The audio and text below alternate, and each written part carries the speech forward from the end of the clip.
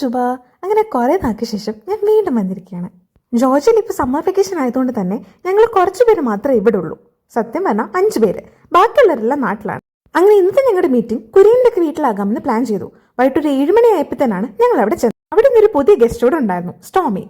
അവിടെ പിന്നെ ഓൾറെഡി 3 ആമക്കുട്ടന്മാരും ഉണ്ടായിരുന്നു. അവരാണ് ഈ കാണുന്നത്. സ്റ്റോമീനെ മയക്കിയെടുക്കാൻ ശ്രമിച്ചിരുന്നെങ്കിലും പുള്ളിക്കാരത്ത് ഒട്ടും തന്നെ പിടിതരുന്നുണ്ടായിരുന്നില്ല. എന്നെ കാണുമ്പോഴേ അത് ഓടുമായിരുന്നു.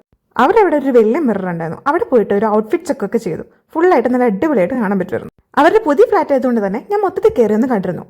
കുര്യൻ്റെ റൂമിൽ ഒരു ചെറിയതാണെങ്കിലും നല്ല അടിപൊളി ഒരു അക്വേറിയം ഉണ്ടായിരുന്നു. അതിനകത്ത് കുറേ കളറിലുള്ള കുറേ ഫിഷസും ഉണ്ടായിരുന്നു.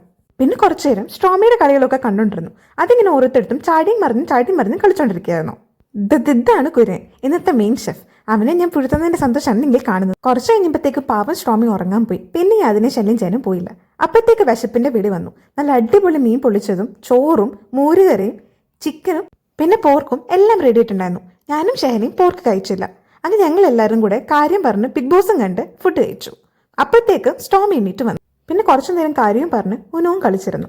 അപ്പോഴത്തേക്കും പോകാൻ സമയം. അങ്ങനെ കുറച്ചു നേരം ടാക്സി ബുക്കാക്കിയതിനു ശേഷം ഞങ്ങൾ വീട്ടിലേക്ക് വന്നു. അപ്പം അത്രേ ഉള്ളൂ. അസ്സലാം.